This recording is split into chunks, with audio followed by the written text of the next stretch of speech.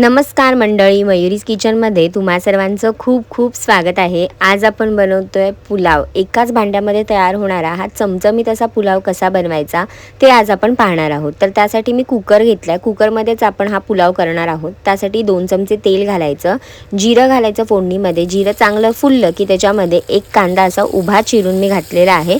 कांद्याला ना एकदम चांगलं परतून घ्यायचं, म्हणजे त्याचा फ्लेवर भाताला खूप छान येतो। तर कांदा व्यवस्थित परतून झाल्यावरती बघा मस्त परतलाय गोल्डन होईपर्यंत। त्यामध्ये एक मोठा टोमॅटो मी तो सुद्धा कट करून घेतलाय। खूप बारीक चिरलेला नाहीये, मीडियमच ठेवून त्याला मी तेलावरती परतून घेतलंय। त्यानंतर ह्यात आपण सुखे मसाले ॲड करणार आहोत। चमचाभर लाल तिखट घालायचे आणि 1.5 चमचाभर इथे मी शाही बिर्याणी मसाला वापरलेला आहे। थोडीशी हळद घालायची आणि चांगला परतून घ्यायचं।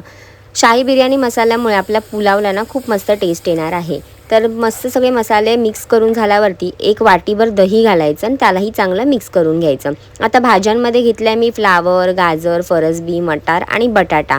तर ह्या सगळ्या भाज्या ज्या आहेत त्या एक वाटीभर मी इथे घेतलेल्या आहेत। तुम्ही तुमच्या क्वांटिटीप्रमाणे कमी जास्त करून घेऊ शकता। तर सगळ्या भाज्या घातल्याच्या नंतर मस्त मसाल्यामध्ये ह्या भाज्या ज्या आहेत त्या चांगल्या परतून घ्यायच्या आहेत।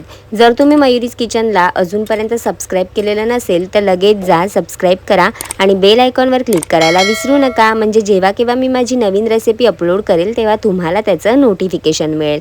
भाज्या चांगल्या परतून झाल्यावरती वरतून चवीनुसार मीठ घालायचं आणि कोथिंबीर घालायचं। मीठ आहे ना आपला भात जेवढा शिजून तयार होणार आहे त्याप्रमाणे आपण मीठ ॲड करणार आहोत।